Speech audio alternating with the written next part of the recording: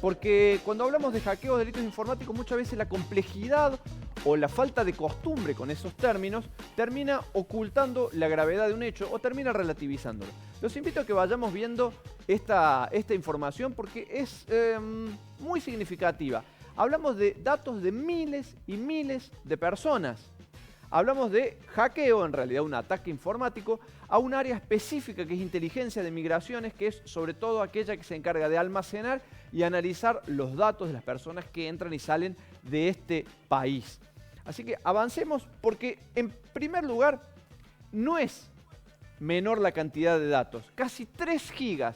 Ayer los ciberdelincuentes publicaron algo así como, dicen que tienen casi 2 gigas de información. Cuando uno lo descomprime y lo baja, 3 gigas de información, hablamos de millones de datos. Millones de datos de distintas personas. Les invito a avanzar. Accedieron no a la dirección general, no al archivo en sí del área de migraciones del Gobierno Nacional, sino a un servidor que funciona como un directorio de trabajo. Esto es, carpetas donde se iban resolviendo acciones cotidianas. De allí también el valor. Accedieron, eso estaba en un servidor no central, pero allí accedieron y allí hay mucha información cotidiana, mucha información de acciones que se resuelven allí en los aeropuertos. Información de más de 25.000 argentinos repatriados, 25.700 y pico argentinos repatriados, desde el inicio de la pandemia hasta el 20 de mayo, entre el 20 de marzo y el 20 de mayo. ¿Y qué es la información? Domicilio, número de documento, de dónde vinieron, por dónde ingresaron, dónde hicieron cuarentena, número de teléfono, mail y más de 23.000 ciudadanos extranjeros, o sea, los datos de casi 50.000 personas, datos sensibles. El Gobierno Nacional dijo, sí, son datos sensibles, pero no son críticos. Sí, son sensibles y son críticos. Más de 23.000 ciudadanos extranjeros, israelíes, alemanes, franceses. Más de 600 refugiados sirios han quedado expuestos, porque también se publicaron datos de distintos programas de refugios, para refugiar. Por ejemplo, el programa Refugiemos a los Sirios, que es algo internacional. Hay 600 sirios que llegaron a la Argentina y se sabe todo de ellos. ¿Quién los recibió? ¿Dónde están? ¿Dónde fueron? También refugiados de países vecinos, de Cuba, de Venezuela, o de otras situaciones de países que deciden emigrar, a veces por cuestiones políticas, han quedado expuestos. Imaginemos la vulnerabilidad, la fragilidad de esta gente en este momento cuando estos datos están al alcance de miles de personas que navegan por la dark web.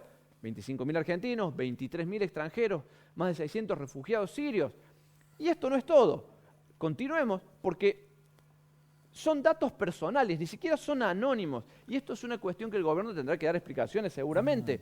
No se han anonimizado a fines estadísticos. Insisto en este concepto, datos, sí. Nombre, DNI, correo electrónico, etcétera. Quienes acceden a esa información, pensemos para qué lo pueden usar. Bueno, no nos pongamos en el rol de los ciberdelincuentes, pero no hace falta mucho ingenio para darse cuenta que desde duplicación de identidad hasta extorsiones, bueno, todo eso se puede emplear. Qué problema internacional, Lucho, ¿no? Claro, estaba pensando exactamente en eso, lo que dice Hernán también, digamos. No solamente la cuestión que tiene que ver con puertas adentro en la República Argentina, sino lo que puede llegar a ocurrir con algún reclamo, algún pedido, alguna demanda de personas del extranjero, que dice, che, están publicando en Argentina datos míos. En definitiva, la seguridad era de responsabilidad del gobierno argentino, ¿no? Exactamente.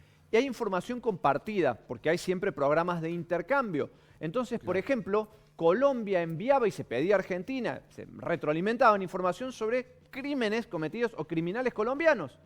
Por ejemplo, ¿qué hicieron? ¿Dónde estuvieron? También se activan casos de personas que han cometido delitos de abuso sexual, por ejemplo, de índole sexual. Pensemos que esos datos están expuestos ahora. Y es información pública que los especialistas dicen, eso está perdido. El tema es saber qué es lo que se perdió. No lo van a recuperar, no van a detener ya a quienes dieron este ataque. Es muy difícil. Son organizaciones internacionales, tienen mucho conocimiento. Evitemos caer en un chivo expiatorio. Evitemos buscar perejiles, como ha pasado en otras causas. Recordemos cuando se filtraron datos del Ministerio de Seguridad, el caso de la Gorra Leaks, que terminan agarrando muchas veces a quienes avisan, a quienes informan que ha ocurrido el hecho, no a quienes lo cometen. Bueno, En este caso es muy difícil llegar a quienes lo han cometido porque es una organización internacional y hay hasta un sistema colaborativo para cometer estos delitos.